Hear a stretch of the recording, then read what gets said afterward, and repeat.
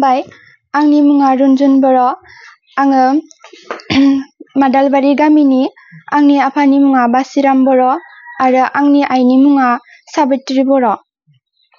मिथिनो मोनदों नोङो define India mega grand beauty पेजेन्टआव सेसन 2 आव देरहासार जानो हादों।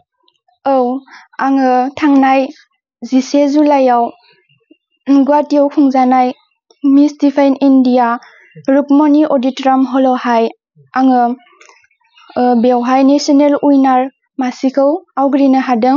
आवग्रिनो हानानै आङो जोबोर गोजोननाय मोनदों। बे आवग्रिनो हानायाव आंखौ आंनि आइ आरो आंनि न'खर आमाइ आनै गासिबो आंखौ हेफाजाब खालामदों। आङो उन्दैनिफ्रायनो आमाइनि न'आव थाबोदों। आं बेयावनो थानानै फरायगासिनो दं आरो बायदिसिना आंनि लुबैनाय आं खालामनो मोजां मोननाय फेशनावबो आङो बाहागो लाबोदों बे न'आवनो थानानै। इयुनाव मा जानो सानो? आं इयुनाव सासे प्रफेसार जानो सानो। दा मा फरायगासिनो? आङो BA 3rd सेमिस्टार फरायगासिनो दं। बबेयाव? बरमा कलेजाव। मा मेजर लादों?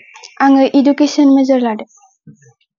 नोंनि जाफुंसारनायाव माबायदि सेक्रिफाइस खालामदोंमोन?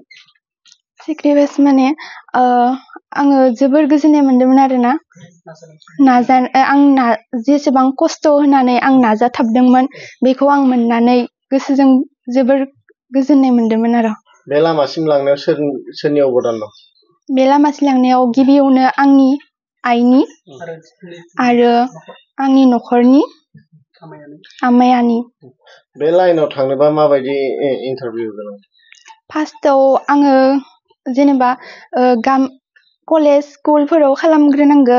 बेनि उनाव डिस्ट्रिक्टआव खालामबा मोजां जायो। बेनि उनाव जोङो स्टेटआव थांनो हायो आरो। दा नैबे स्टेट लेभेलाव देरहानो हादों? National level. फंबाय बिनानावमोनसिम मा थुलुंगा होनो सानो?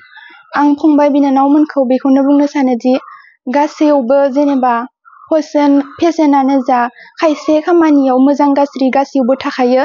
बेनिखायनो जेन जोङो मोजां लामाजों थांनानै गावखौ देरहाहोनो हायो आरो बेफोरबायदिनो खस्थ'जों थांनानै जाफुंसार जानो हायो।